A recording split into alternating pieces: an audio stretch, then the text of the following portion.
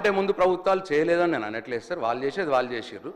నేను ప్రస్తావన చేసింది ఏంటంటే దేవరకొండ నియోజకవర్గంలో మండలం నుంచి జిల్లాకు డబుల్ రోడ్ లేదు అన్నారు. అది చెప్పినా సార్. మండలం నుంచి జిల్లాకు సంబంధించి నేను చెప్పినా సార్. ఆ 8 మండలాల సంగతి నేను చెప్పినాను సార్. అట్లనే సార్ ట్రిబుల్ ఆర్ విషయంలో 2017లో ప్రాజెక్ట్ ఆగిపోయింది అన్నారు సార్. ప్రాజెక్ట్ ఆగిపోయింది, మీరు పట్టించుకోలేదు, మీరు కేంద్రంలో అడగలేదు అన్న మాట మాట్లాడినారు సార్. సార్ యాక్చువల్గా ట్రిబుల్ ఆర్ ప్రాజెక్టుకి సృష్టికర్త, దాని అంకురార్పణ, దాని ఆలోచన చేసిందే కేసీఆర్ గారు సార్. అప్పుడు తుమ్మల గారు కూడా దాని విషయంలో కేసీఆర్ గారితో పాటు ఢిల్లీకి పోయినారు సార్ చాలాసార్లు.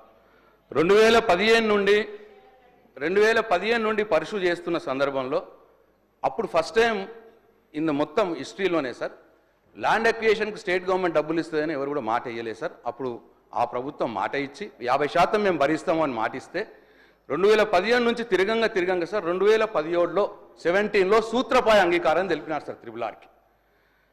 2017లో సూత్రపాయ అంగీకారం తెలిపి నార్థన్ ట్రిబుల్ ఆర్కి సార్, ఉత్తర భాగానికి. అసలు స్టార్ట్ అయిందే 2017లో సార్, వాళ్ళ అంగీకారం తెలిపింది 2017లోనే ఆగిపోయిందని వారన్నారు సార్. 2017లో సూత్రపాయ అంగీకారం తెలిపి 2021 మార్చి 5 నాడు భారత్ మాలలో పెట్టినారు సార్. దానికి కూడా 4 సంవత్సరాలు వాళ్ళు తీసుకున్నారు సార్. ఏం చేద్దాం సార్, తిరిగినాం సార్. తిరగలేదని కాదు సార్, ఇగో ఇన్నిసార్లు పోయినాం సార్. ఇగో సార్, ఇది కేసీఆర్ గారు గడ్కరీ గారిని కలిసింది సార్. ఇగో ఇది తుమ్మల గారు కలిసిన ఫొటోస్ లేవు సార్. నేను పోయినప్పుడు నేను గడ్కరీ గారిని కలిసినాయి సార్.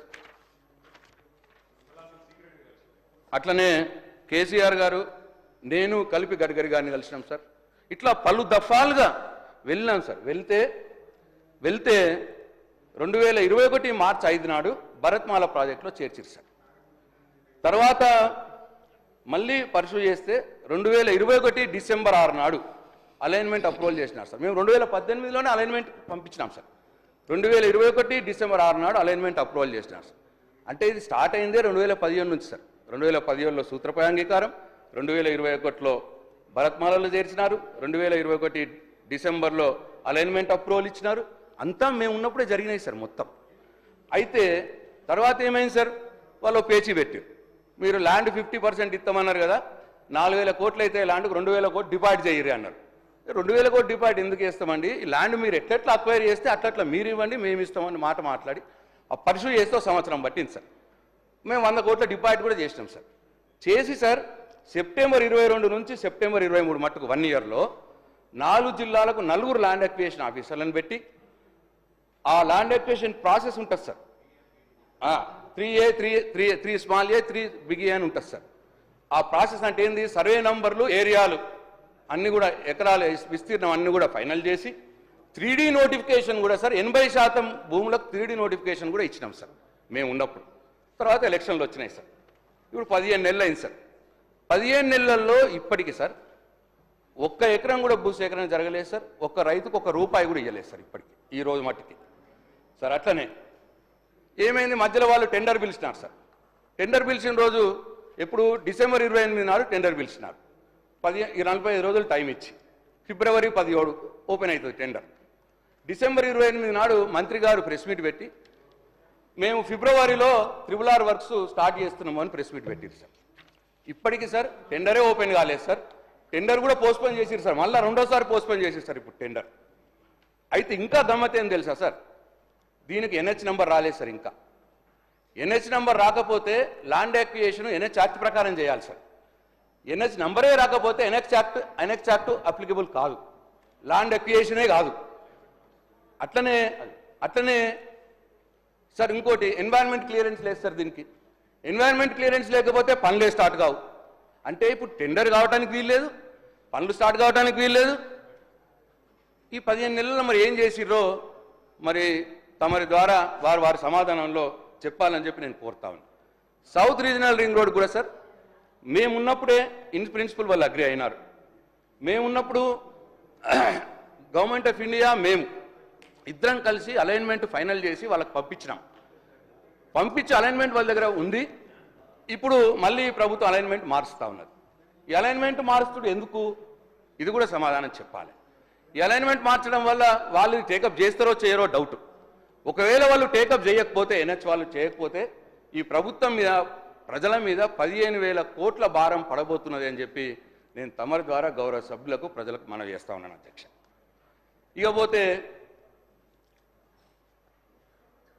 ఈ గౌరవ మంత్రి గారు నిన్న అన్నారు, ఈ హ్యామ్ ద్వారా మేము రోడ్లు డెవలప్ చేస్తాం. వాళ్ళు అన్నది ఏంటంటే 17,000 కిలోమీటర్లు బడ్జెట్ బుక్లో పెట్టినారు. 17,000 కిలోమీటర్లు 28,000 కోట్లు పెట్టి 2028 లోపు అంటే 3 సంవత్సరాల లోపు మేము రోడ్స్ అన్ని కూడా డెవలప్ చేస్తామన్న మాట చెప్పినారు. వి వెల్కమ్, సంతోషం. అయితే అధ్యక్ష దీంట్లో ఏంది, మళ్ళా ఇవాళ పద్దులలో బడ్జెట్ ప్రసంగంలో ఒకటి ఉన్నది అధ్యక్ష, పద్దులలో ఒకటి వచ్చింది. ఆర్థిక మంత్రి గారు కూడా సెటరేట్ చేసుకోండి. బడ్జెట్ ప్రసంగంలోనేమో 17,000 కిలోమీటర్లు 28,000 కోట్లని R&B దాంట్లో ఇచ్చినారు. మళ్ళీ ఇవాళ R&B పద్దులనేమో 12,000 కిలోమీటర్లని ఇచ్చినారు. సరే లేటెస్ట్ టేక్ 12,000 కిలోమీటర్లు. ఇప్పుడు ఈ హామ్ మోడల్లో ఏమున్నది అధ్యక్ష, వాళ్ళు చెప్పింది ఏంటంటే 40% స్టేట్ బడ్జెట్ నుంచి ఇస్తాము, 60% ప్రైవేట్ ఇన్వెస్ట్మెంట్స్ అన్నారు.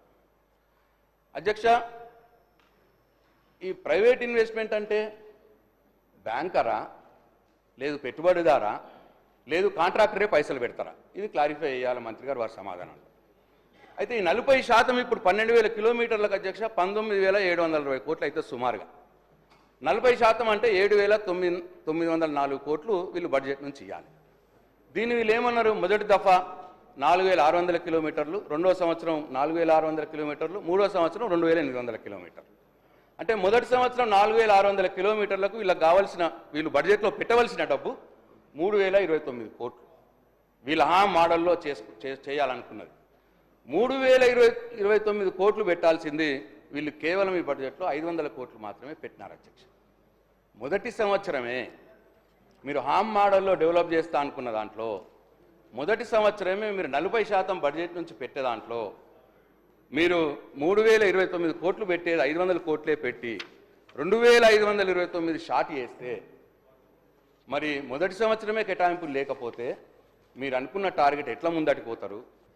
మరి ఇది ఎవరి కోసం? ఇది మీరు చెప్పేది ఎట్లా నమ్మాలి? ఇవన్నీ కూడా ప్రశ్నలు వస్తాయి అధ్యక్ష. అట్లనే ఇక్కడ ఇంకొకటి నేను మంత్రి గారిని అడగదలుచుకున్న వారి సమాధానంలో చెప్పాలి. ఇప్పుడు ప్రైవేట్ ఇన్వెస్టర్స్ నుంచి పెట్టినారు. ఇప్పుడు నా కన్సర్న్ ఏంటంటే, ఇప్పుడు అధ్యక్ష ఒక డబుల్ రోడ్ వేద్దాం అనుకోండి, కిలోమీటర్ 1.5 అవుతుంది ఈరోజు, ఇప్పుడు రెగ్యులర్గా ఇప్పుడు నడుస్తున్నది. ఈ హ్యామ్ మోడల్లో ప్రైవేట్ ఇన్వెస్టర్ తోటి పెట్టించి చేస్తే ఆ కిలోమీటర్కి అయ్యే ఖర్చు పెరుగుతుందా? ఎంత పెరుగుతుంది? మా సమాచారం పెరుగుతుందని. నేనేమంటున్నా అంటే, ఇప్పుడు మేము ఆర్టీసీ లోన్ తీసుకున్నాం, కానీ ఎస్టిమేషన్ యాజ్ ఇట్ ఈజే ఉంటుంది. ఆ లోన్ తీసుకున్న డబ్బులతోటి మేము కాంట్రాక్టర్లకు ఇస్తాం, ఇంట్రెస్ట్ మేము అన్ని మళ్ళీ బ్యాంకు కట్టుకుంటారు, గవర్నమెంట్ బడ్జెట్ నుంచి కట్టుకుంటారు. ఇక్కడ స్ట్రేట్ క్వశ్చన్ ఏంటంటే, ఇప్పుడు అయ్యే ఖర్చు కిలోమీటర్కి ఎంతైతే అవుతుందో అంతల్నే అవుతుందా? ఆ మోడల్లో పెరుగుతుందా? ఒకవేళ పెరిగితే ఈ హామ్ మోడల్ని మేము వ్యతిరేకిస్తాం. ఎందుకంటే అయ్యే ఖర్చు కంటే ఎక్కువ ఖర్చు అయ్యి కాంట్రాక్టర్ లాభాల కోసం ఈ హామ్ మోడల్కి పోయి ప్రజల మీద భారం మోపి జనరేషన్స్ మీద భారం మోపే విధానాన్ని మేము టీఆర్ఎస్ పార్టీ